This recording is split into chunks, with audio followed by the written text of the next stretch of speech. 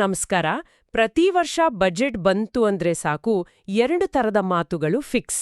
ಆಡಳಿತ ಪಕ್ಷದವರು ಇದು ಐತಿಹಾಸಿಕ ಅಂತಾರೆ, ವಿರೋಧ ಪಕ್ಷದವರು ಜನವಿರೋಧಿ ಅಂತಾರೆ. ಈ ರಾಜಕೀಯ ಗದ್ದಲದ ಮಧ್ಯ ನಿಜವಾದ ಬಜೆಟ್ ಅಂದ್ರೆ ಏನು, ಆ ಸಂಖ್ಯೆಗಳ ಅರ್ಥ ಏನು ಅಂತ ಸಾಮಾನ್ಯರಿಗೆ ಅರ್ಥನೇ ಆಗಲ್ಲ. ಹಾಗಾರಿ ಈ ಸಲದ 2026-27ರ ಕೇಂದ್ರ ಬಜೆಟ್ನ ಆಳಕ್ಕಿಳಿದು ನೋಡೋಣ. ನಮ್ಮ ಮುಂದಿರೋ ಮೂಲಗಳನ್ನ ಇಟ್ಕೊಂಡು ಒಂದೇ ಪ್ರಶ್ನೆ ಕೇಳೋಣ. ಇದು ದೊಡ್ಡ ಘೋಷಣೆಗಳ, ಎಲ್ಲರನ್ನೂ ಖುಷಿಪಡಿಸೋ ಬಜೆಟಾ, ಅಥವಾ ತೆರೆಮರೆಯಲ್ಲಿ ದೇಶದ ಆರ್ಥಿಕತೆಗೆ ಒಂದು ಗಟ್ಟಿ ಅಡಿಪಾಯ ಹಾಕೋ ಪ್ರಯತ್ನನಾ? ಬನ್ನಿ, ಇದರ ಒಳಗೇನಿದೆ ಅಂತ ನೋಡೋಣ. ಸರಿ, ಮೊದಲಿಗೆ ಕೆಲವು ಇಂಟ್ರೆಸ್ಟಿಂಗ್ ವಿಷಯಗಳಿಂದ ಶುರು ಮಾಡೋಣ. ಹಣಕಾಸು ಸಚಿವೆ ನಿರ್ಮಲಾ ಸೀತಾರಾಮನ್ ಅವರಿಗೆ ಇದು 9ನೇ ಬಜೆಟ್ ಅಲ್ವಾ? ಹೌದು. ಅತಿ ಹೆಚ್ಚು ಬಜೆಟ್ ಮಂಡಿಸಿದ ಮೊರಾರ್ಜಿ ದೇಸಾಯಿ ಅವರ ದಾಖಲೆ ಹತ್ತಿರ ಬರ್ತಿದ್ದಾರೆ. ಅವರದ್ದು 10 ಬಜೆಟ್. ಹೌದು, ಅವ್ರದೇ ಅಲ್ವಾ ಅತಿ ಉದ್ದದ ಬಜೆಟ್ ಭಾಷಣದ ರೆಕಾರ್ಡ್ ಕೂಡ? ಅವರದೇ, ಸುಮಾರು 2 ಗಂಟೆ 40 ನಿಮಿಷ. ಆದರೆ ಅತಿ ಹೆಚ್ಚು ಪದಗಳನ್ನು ಬಳಸಿದ ದಾಖಲೆ ಅದು 1991ರಲ್ಲಿ ಡಾಕ್ಟರ್ ಮನಮೋಹನ್ ಸಿಂಗ್ ಅವರ ಹೆಸರಲ್ಲಿದೆ. ಓ, 1991. ಆರ್ಥಿಕ ಸುಧಾರಣೆಗಳ ಕಾಲ ಅದು. ಬಹುಶಃ ಅದಕ್ಕೆ ಅಷ್ಟು ಮಾತಾಡ್ಬೇಕಾಯ್ತು. ಖಂಡಿತ, ಆ ಕಾಲದ ಮಹತ್ವವನ್ನೇ ಅದು ತೋರಿಸುತ್ತೆ. ಹಾಗೆ ಇನ್ನೊಂದು ವಿಷಯ, ನಮ್ಮ ಸಂವಿಧಾನದಲ್ಲಿ ಬಜೆಟ್ ಅನ್ನೋ ಪದ ಇಲ್ವಂತೆ. ನಿಜನಾ ಇದು? 100% ನಿಜ. ಸಂವಿಧಾನದ 112ನೇ ವಿಧಿಯಲ್ಲಿ ಅದನ್ನ ವಾರ್ಷಿಕ ಹಣಕಾಸು ಹೇಳಿಕೆ ಅಂತ ಕರೆಯಲಾಗಿದೆ. ಬಜೆಟ್ ಅನ್ನೋದು ಬುಗೆಟ್ ಅನ್ನೋ ಫ್ರೆಂಚ್ ಪದದಿಂದ ಬಂದಿದ್ದು. ಬುಗೆಟ್ ಅಂದ್ರೆ? ಚರ್ಮದ ಚೀಲ ಅಂತ. ಆಗ ಆ ಚೀಲದಲ್ಲಿ ಬಜೆಟ್ ಪತ್ರಗಳನ್ನ ತರ್ತಿದ್ರು. ಈಗ ನೋಡಿ, ಎಲ್ಲ ಡಿಜಿಟಲ್. ಹೌದು ಹೌದು, ಕಾಲ ಬದಲಾಗಿದೆ. ಸರಿ, ಈಗ ಈ ಬಾರಿಯ ಬಜೆಟ್ನ ಒಟ್ಟಾರೆ ಚಿತ್ರಣಕ್ಕೆ ಬರೋಣ. ಒಟ್ಟು ಗಾತ್ರ ಸುಮಾರು 53.5 ಲಕ್ಷ ಕೋಟಿ ರೂಪಾಯಿ ಅಂತ ಹೇಳ್ತಿದ್ದಾರೆ. ಹೌದು, ಆ ಸಂಖ್ಯೆ ಕೇಳೋಕೆ ತುಂಬಾ ದೊಡ್ಡದು. ಕಳೆದ ವರ್ಷಕ್ಕಿಂತ 7.7% ಹೆಚ್ಚು. ಆದ್ರೆ ಆಕ್ಚುಲಿ ನಮ್ಮ ದೇಶದ GDP ಸೈಜ್ ಮತ್ತೆ ಈಗಿನ ಹಣದುಬ್ಬರವನ್ನ ಲೆಕ್ಕಕ್ಕೆ ತಗೊಂಡ್ರೆ ಈ 7.7% ಹೆಚ್ಚಳ ಅನ್ನೋದು ಒಂದು ಸಾಧಾರಣ ಬೆಳವಣಿಗೆ ಅಷ್ಟೇ. ಇದೇ ನಮಗೆ ಸಿಗೋ ಮೊದಲ ಸುಳಿವು. ಅಂದ್ರೆ ಸರ್ಕಾರ ಈ ಸಲ ಹೊಸ ಯೋಜನೆಗಳನ್ನ ಘೋಷಣೆ ಮಾಡೋ ಬದಲು ಆಲ್ರೆಡಿ ಇರೋ ವ್ಯವಸ್ಥೆಯನ್ನೇ ಗಟ್ಟಿ ಮಾಡೋ ಕಡೆ ಹೆಚ್ಚು ಗಮನ ಕೊಟ್ಟಿದೆ ಅಂತ. ಇದೊಂದು ಕನ್ಸಾಲಿಡೇಷನ್ ಬಜೆಟ್. ಓಕೆ, ಸ್ಥಿರತೆ ಕಾಯ್ದುಕೊಳ್ಳೋ ಪ್ರಯತ್ನ. ಸರಿ, ಇಷ್ಟು ದೊಡ್ಡ ಮೊತ್ತದ ಹಣಕಾಸು ನಿಭಾಯಿಸೋಕೆ ಸರ್ಕಾರದ ಬೊಕ್ಕಸಕ್ಕೆ ಅಂದ್ರೆ ಖಜಾನೆಗೆ ಹಣ ಎಲ್ಲಿಂದ ಬರುತ್ತೆ? ಇದು ಎಲ್ರಿಗೂ ಇರೋ ಪ್ರಶ್ನೆ. ಖಂಡಿತ, ಇದ ಬಜೆಟ್ನ ಹೃದಯ ಇದ್ದ ಹಾಗೆ. ಸರ್ಕಾರದ ಬೊಕ್ಕಸಕ್ಕೆ ಬರೋ ಪ್ರತಿ 100 ರೂಪಾಯಿ ಲೆಕ್ಕ ನೋಡಿದ್ರೆ ಒಂದು ಶಾಕಿಂಗ್ ವಿಷಯ ಗೊತ್ತಾಗುತ್ತೆ. ಹೇಳಿ. ಅತಿ ದೊಡ್ಡ ಪಾಲು ಅಂದ್ರೆ ಸುಮಾರು 24 ರೂಪಾಯಿ ಸಾಲ ಮತ್ತು ಇತರ ಜವಾಬ್ದಾರಿಗಳಿಂದ ಬರುತ್ತೆ. ಒಂದ್ ನಿಮಿಷ, ಅಂದ್ರೆ ಸಾಲದಿಂದಾನಾ? ನಮ್ಮ ಆದಾಯದ ಕಾಲು ಭಾಗ ಸಾಲನಾ? ಹೌದು. ಅದಾದ್ಮೇಲೆ ಆದಾಯ ತೆರಿಗೆಯಿಂದ 21 ರೂಪಾಯಿ, ಕಾರ್ಪೊರೇಟ್ ತೆರಿಗೆಯಿಂದ 18 ರೂಪಾಯಿ, ಆಮೇಲೆ GSTಯಿಂದ 15 ರೂಪಾಯಿ. ಅಬ್ಬಾ, ಇದು ನಿಜಕ್ಕೂ ಚಿಂತೆ ಮಾಡ್ಬೇಕಾದ ವಿಷಯ ಅಲ್ವಾ? ಇದ್ ಹೆಂಗೆ ಅಂದ್ರೆ ಮನೆ ಖರ್ಚು ನಿಭಾಯಿಸೋಕೆ ಪ್ರತಿ ತಿಂಗಳು ಕ್ರೆಡಿಟ್ ಕಾರ್ಡ್ ಮೇಲೆ ಡಿಪೆಂಡ್ ಆದ ಹಾಗೆ. ನೀವು ಹೇಳಿದ್ದು 100ಕ್ಕೆ 100 ಸರಿ. ಇದೇ ನಮ್ಮ ಆರ್ಥಿಕತೆಯ ಸದ್ಯದ ದೊಡ್ಡ ಚಾಲೆಂಜ್. ಹಾಗಾದ್ರೆ ಈ ಹಣ ಎಲ್ಲಿಗೆ ಹೋಗುತ್ತೆ? ಖರ್ಚಿನ ಕಥೆ ಏನು? ಖರ್ಚಿನ ವಿಷಯಕ್ಕೆ ಬಂದ್ರೆ ಆ ಕಥೆ ಇನ್ನೂ ಇಂಟ್ರೆಸ್ಟಿಂಗ್ ಆಗಿದೆ. ಸರ್ಕಾರ ಖರ್ಚು ಮಾಡೋ ಪ್ರತಿ 100 ರೂಪಾಯಲ್ಲಿ ಅತಿ ದೊಡ್ಡ ಪಾಲು ಎಲ್ಲಿಗೆ ಹೋಗುತ್ತೆ ಗೊತ್ತಾ? ರಾಜ್ಯಗಳಿಗೆ ಕೊಡೋದಕ್ಕಾ? ಕರೆಕ್ಟ್. ಸುಮಾರು 22 ರೂಪಾಯಿ ರಾಜ್ಯಗಳಿಗೆ ತೆರಿಗೆ ಪಾಲು ಅಂತ ಹೋಗುತ್ತೆ. ಆದ್ರೆ ಎರಡನೇ ಅತಿ ದೊಡ್ಡ ಖರ್ಚು, ಬರೋಬ್ಬರಿ 20 ರೂಪಾಯಿ, ನಾವು ಹಿಂದೆ ಮಾಡಿದ ಸಾಲದ ಮೇಲಿನ ಬಡ್ಡಿ ಕಟ್ಟೋಕೆ ಹೋಗುತ್ತೆ. ಏನ್ ಹೇಳ್ತಿದ್ದೀರಿ? ಅಂದ್ರೆ ನಾವು ಹೊಸದಾಗಿ ತಗೊಳ್ಳೋ 24 ರೂಪಾಯಿ ಸಾಲದಲ್ಲಿ 20 ರೂಪಾಯಿ ಹಳೆ ಸಾಲದ ಬಡ್ಡಿ ಕಟ್ಟೋಕ್ ಹೋಗ್ತಿದೆ. ಇದೊಂದ್ ರೀತಿ ವಿಷವರ್ತುಲ ಅಲ್ವಾ? ಖಂಡಿತ. ಇದೇ ವಿಷವರ್ತುಲದಿಂದ ಹೊರಬರಬೇಕು ಅಂದ್ರೆ ದೇಶದ ಆದಾಯ ಜಾಸ್ತಿ ಆಗಲೇಬೇಕು, ಆರ್ಥಿಕತೆ ವೇಗವಾಗಿ ಬೆಳಿಲೇಬೇಕು. ಬಹುಶಃ ಇದೇ ಕಾರಣಕ್ಕೆ ಈ ಬಜೆಟ್ನಲ್ಲಿ ದೀರ್ಘಾವಧಿಯಲ್ಲಿ ಬೆಳವಣಿಗೆಗೆ ಕಾರಣ ಆಗೋ ಕ್ಷೇತ್ರಗಳ ಮೇಲೆ ಹೆಚ್ಚು ಗಮನ ಕೊಟ್ಟಿದ್ದಾರೆ. ಓಕೆ, ಹಾಗಾದ್ರೆ ಆ ಬೆಳವಣಿಗೆಯನ್ನ ಸಾಧಿಸೋಕೆ ಸರ್ಕಾರದ ದೊಡ್ಡ ಪ್ಲಾನ್ಗಳಾದ್ರೂ ಏನು? ಮೂಲಸೌಕರ್ಯ, ಅದರಲ್ಲೂ ಹೈಸ್ಪೀಡ್ ರೈಲ್ವೆ ಬಗ್ಗೆ ದೊಡ್ಡ ಘೋಷಣೆಗಳಾಗಿವೆ ಅಂತ ಕೇಳ್ದೆ. ಹೌದು, ಇದು ಸರ್ಕಾರದ ಲಾಂಗ್ ಟರ್ಮ್ ಪ್ಲಾನ್ನ ಒಂದು ಮುಖ್ಯ ಭಾಗ. 7 ಹೊಸ ಹೈಸ್ಪೀಡ್ ರೈಲ್ವೆ ಕಾರಿಡಾರ್ಗಳನ್ನ ಘೋಷಿಸಿದ್ದಾರೆ. ಅದರಲ್ಲಿ 5 ದಕ್ಷಿಣ ಭಾರತದಲ್ಲಿದೆ. 5 ದಕ್ಷಿಣ ಭಾರತದಲ್ಲ? ಹೌದು.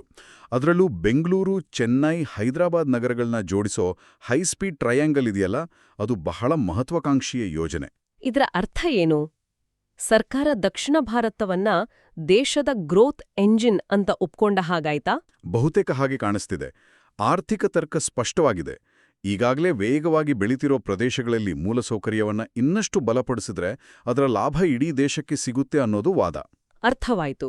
ಮೂಲಸೌಕರ್ಯದ ಜೊತೆಗೆ ತಂತ್ರಜ್ಞಾನದಲ್ಲಿ ಆತ್ಮನಿರ್ಭರತೆ ಬಗ್ಗೆಯೂ ಈ ಬಜೆಟ್ನಲ್ಲಿ ಹೆಚ್ಚು ಮಾತು ಕೇಳಿಬಂತು. ಸೆಮಿಕಂಡಕ್ಟರ್ ಮಿಷನ್ 2.0 ಮತ್ತು ರೇರ್ ಅರ್ತ್ ಮೆಟೀರಿಯಲ್ಸ್ ಬಗ್ಗೆ. ಹೌದು, ಇದು ಇವತ್ತಿನ ಜಾಗತಿಕ ರಾಜಕೀಯದಲ್ಲಿ ಭಾರತ ತಗೋತಿರೋ ಒಂದು ಬಹಳ ಸ್ಟ್ರಾಟಜಿಕ್ ಆದ ಸ್ಟೆಪ್ಸ್. ಸ್ಟ್ರಾಟಜಿಕ್ ಅಂದ್ರೆ ಈಗ ನೋಡಿ, ನಮ್ಮ ಮೊಬೈಲ್ ಫೋನ್ ಇರ್ಬೋದು, ಯುದ್ಧ ವಿಮಾನ ಇರ್ಬೋದು, ಎಲ್ಲದಕ್ಕೂ ಸೆಮಿಕಂಡಕ್ಟರ್ ಚಿಪ್ಗಳು ಬೇಕೇ ಬೇಕು.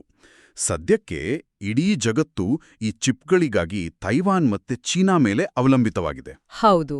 ಆ ಅವಲಂಬನೆಯನ್ನ ಕಡಿಮೆ ಮಾಡ್ಕೊಳ್ಳೋದೇ ಈ ಸೆಮಿಕಂಡಕ್ಟರ್ ಮಿಷನ್ನ ಮುಖ್ಯ ಉದ್ದೇಶ. ಆದ್ರೆ ಸೆಮಿಕಂಡಕ್ಟರ್ ತಯಾರಿಕೆ ಅನ್ನೋದು ತುಂಬಾ ದುಬಾರಿ ಮತ್ತೆ ಕಷ್ಟದ ಟೆಕ್ನಾಲಜಿ ಅಲ್ವಾ? ಚೀನಾ ತೈವಾನ್ ಜೊತೆ ಸ್ಪರ್ಧಿಸೋಕೆ ನಮ್ಮಿಂದ ಆಗುತ್ತಾ? ನಿಮ್ಮ ಪ್ರಶ್ನೆ ಸರಿಯಿದೆ. ಇದು ದೊಡ್ಡ ಸವಾಲು. ಸಾವಿರಾರು ಕೋಟಿ ಬಂಡವಾಳ ಬೇಕು, ದಶಕಗಳ ಶ್ರಮ ಬೇಕು. ಆದ್ರೆ ಬೇರೆ ದಾರಿ ಇಲ್ಲ. ನಾಳೆ ಚೀನಾ ತೈವಾನ್ ಮಧ್ಯೆ ಏನಾದ್ರೂ ಹೆಚ್ಚು ಕಮ್ಮಿ ಆದ್ರೆ ಇಡೀ ಜಗತ್ತಿನ ಎಲೆಕ್ಟ್ರಾನಿಕ್ಸ್ ಇಂಡಸ್ಟ್ರಿಯೇ ನಿಂತು ಹೋಗುತ್ತೆ. ಆ ರಿಸ್ಕ್ ತಗೊಳ್ಳೋಕ್ ಆಗಲ್ಲ. ನಿಜ. ಈ ರೇರ್ ಅರ್ತ್ ಮೆಟೀರಿಯಲ್ಸ್ ಕೂಡ ಇದರ ಭಾಗನಾ? ಖಂಡಿತ. ಒಡಿಶಾ, ಕೇರಳ, ಆಂಧ್ರದಲ್ಲಿ ಇವುಗಳ ಗಣಿಗಾರಿಕೆಗೆ ಉತ್ತೇಜನ ಕೊಡೋದು ಕೂಡ ಇದೇ ಆತ್ಮನಿರ್ಭರತೆಯ ಭಾಗ. ಸರಿ, ಬಜೆಟ್ ಭಾಷಣದಲ್ಲಿ ಆರೆಂಜ್ ಎಕನಾಮಿ ಅಂತೊಂದು ಹೊಸ ಪದ ಕೇಳಿಬಂತು. ಏನಿದು? ಕೇಳಕ್ ಸ್ವಲ್ಪ ವಿಚಿತ್ರವಾಗಿದೆ. ಇಲ್ಲ, ಕಿತ್ತಳೆ ಹಣ್ಣಿಗೂ ಇದಕ್ಕೂ ಸಂಬಂಧ ಇಲ್ಲ. ಆರೆಂಜ್ ಎಕಾನಮಿ ಅಂದ್ರೆ ಸೃಜನಶೀಲ ಆರ್ಥಿಕತೆ, ಅಂದ್ರೆ ಕ್ರಿಯೇಟಿವ್ ಎಕಾನಮಿ. ಓ, ಕ್ರಿಯೇಟಿವ್ ಎಕಾನಮಿ ಅಂದ್ರೆ ನಮ್ಮ ಬೆಂಗಳೂರಿನ ಗೇಮಿಂಗ್ ಕಂಪನಿಗಳು ಅಥವಾ ಕಾಂತಾರ, KGF ತರದ ಸಿನಿಮಾಗಳನ್ನ ಮಾಡೋ ಇಂಡಸ್ಟ್ರಿ, ಇದೆಲ್ಲ ಇದರ ಭಾಗನಾ? ಎಕ್ಸಾಕ್ಟ್ಲಿ, ಅದೇ ಇದರ ತಿರುಳು. ಇವತ್ತು ಯೋಚನೆ ಮಾಡಿ, ಒಂದು ಸಿನಿಮಾ, ಒಂದು ವೆಬ್ ಸೀರೀಸ್, ಒಂದು ಮೊಬೈಲ್ ಗೇಮ್, ಇವು ಸೃಷ್ಟಿಸೋ ಆರ್ಥಿಕ ಶಕ್ತಿ ಎಷ್ಟಿದೆ ಅಂತ. ನಿಜ. ಇದನ್ನೇ ಆರೆಂಜ್ ಎಕಾನಮಿ ಅನ್ನೋದು. ಸರ್ಕಾರ ಈಗ ಸ್ಕೂಲ್ ಕಾಲೇಜ್ ಹಂತದಲ್ಲಿ animation, gaming design, comics content ಮಾಡೋಕೆ ಲ್ಯಾಬ್ಗಳನ್ನ ಸ್ಥಾಪಿಸೋಕೆ ಹೊರಟಿದೆ. ಇದು ನೆಕ್ಸ್ಟ್ ಜನರೇಷನ್ ಸ್ಟೋರಿ ಟೆಲ್ಲರ್ಗಳನ್ನ, ಡಿಸೈನರ್ಗಳನ್ನ ಸೃಷ್ಟಿಸೋ ಯೋಜನೆ. ಇದು ಕೇಳೋಕೆ ಚೆನ್ನಾಗಿದೆ. ಆದ್ರೆ ಈ ಎಲ್ಲ ದೊಡ್ಡ ಯೋಜನೆಗಳಿಗೆ ದುಡ್ಡು ಬೇಕಲ್ವಾ? ಇದು ನಮ್ಮನ್ನ ಮತ್ತೆ ಬಜೆಟ್ನ ಮತ್ತೊಂದು ಕಾಂಪ್ಲೆಕ್ಸ್ ವಿಷಯಕ್ಕೆ ತಂದು ನಿಲ್ಲಿಸುತ್ತೆ. ರಾಜ್ಯಗಳಿಗೆ ಹಣ ಹಂಚಿಕೆ. ಹೌದು. 16ನೇ ಹಣಕಾಸು ಆಯೋಗದ ಶಿಫಾರಸುಗಳನ್ನ ಒಪ್ಕೊಂಡಿದ್ದಾರೆ ಅಂತ ಹೇಳಿದ್ರು. ಇದರ ಪರಿಣಾಮವೇನು? ಇದು ನಮ್ಮ ಒಕ್ಕೂಟ ವ್ಯವಸ್ಥೆಯ ಬಹಳ ಸೂಕ್ಷ್ಮವಾದ ವಿಷಯ. ಆಯೋಗದ ಪ್ರಕಾರ ಕೇಂದ್ರಕ್ಕೆ ಬರೋ ಒಟ್ಟು ತೆರಿಗೆಯಲ್ಲಿ 41% ಭಾಗವನ್ನ ಎಲ್ಲಾ ರಾಜ್ಯಗಳಿಗೆ ಹಂಚಬೇಕು. ಓಕೆ, ಕರ್ನಾಟಕದ ಪಾಲು ಎಷ್ಟಿದೆ? ನಮ್ಮ ರಾಜ್ಯದ ಪಾಲು 4.13%ಗೆ ಸ್ವಲ್ಪ ಹೆಚ್ಚಾಗಿದೆ. ಇದು ಸಮಾಧಾನಕರ ವಿಷಯ. ಆದ್ರೆ ಈ ಹಂಚಿಕೆ ಬಗ್ಗೆ ಯಾವಾಗ್ಲೂ ಒಂದು ದೊಡ್ಡ ಚರ್ಚೆ ನಡೀತಾನೆ ಇರುತ್ತಲ್ಲ, ವಿಶೇಷವಾಗಿ ದಕ್ಷಿಣದ ರಾಜ್ಯಗಳಿಂದ. ನಾವು ಹೆಚ್ಚು ತೆರಿಗೆ ಕಟ್ಟಿದ್ರೂ ನಮಗೆ ಕಡಿಮೆ ಪಾಲು ಸಿಗುತ್ತೆ ಅನ್ನೋ ಆರೋಪ ಇದೆಯಲ್ಲ? ಹೌದು, ಆ ವಾದದಲ್ಲಿ ಸತ್ಯಾಂಶ ಇದೆ. ಈ ತೆರಿಗೆ ಹಂಚಿಕೆಯನ್ನ ಕೆಲವು ಮಾನದಂಡಗಳ ಮೇಲೆ ಮಾಡ್ತಾರೆ. ಜನಸಂಖ್ಯೆ, ಅರಣ್ಯ ಪ್ರದೇಶ ಮತ್ತೆ ಆದಾಯದ ಅಂತರ ಅನ್ನೋದು ಮುಖ್ಯ. ಆದಾಯದ ಅಂತರ ಅಂದ್ರೆ ಯಾವ ರಾಜ್ಯ ಆರ್ಥಿಕವಾಗಿ ಹೆಚ್ಚು ಹಿಂದುಳಿದಿದೆಯೋ ಅದಕ್ಕೆ ಹೆಚ್ಚು ಪಾಲು ಸಿಗುತ್ತೆ.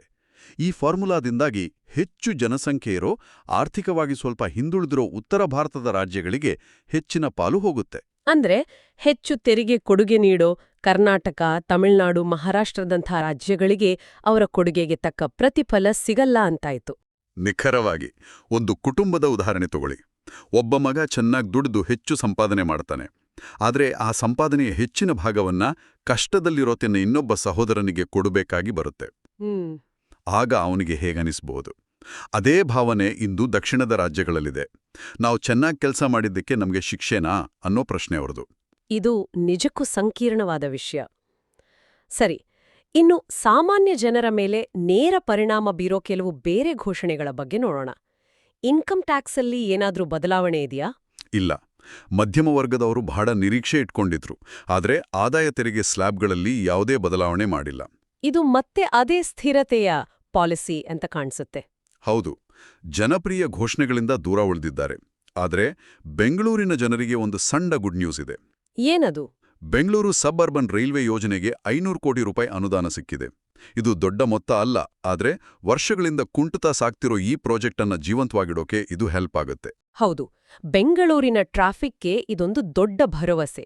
ಇನ್ನು ಪ್ರವಾಸಿಯೋದ್ಯಮ ಮತ್ತು ಪರಿಸರಕ್ಕೆ ಸಂಬಂಧಪಟ್ಟ ಹಾಗೆ ಏನಾದ್ರೂ ವಿಶೇಷ ಅಂಶಗಳಿವ್ಯಾ?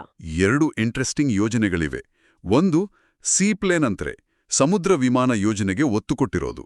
ಓ, ಹೌದು, ಇದು ನಮ್ಮ ಕರಾವಳಿ ಮತ್ತು ಹಿನ್ನೀರಿನ ಪ್ರವಾಸೋದ್ಯಮಕ್ಕೆ ಒಂದು ಹೊಸ ರೂಪ ಕೊಡಬಹುದು.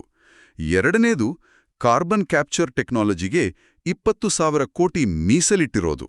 ಕಾರ್ಬನ್ ಕ್ಯಾಪ್ಚರ್ ಅಂದ್ರೆ? ಇದು ವಾತಾವರಣಕ್ಕೆ ಅಳವಡಿಸೋ ಒಂದು ದೊಡ್ಡ ವ್ಯಾಕ್ಯೂಮ್ ಕ್ಲೀನರ್ ಇದ್ದಾಗೆ.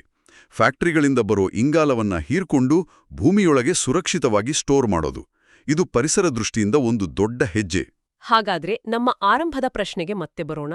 ಈ ಎಲ್ಲ ವಿಶ್ಲೇಷಣೆ ಆದ ಮೇಲೆ ಈ ಬಜೆಟ್ನಿಂದ ನಾವು ಏನು ಅರ್ಥ ಮಾಡ್ಕೋಬಹುದು?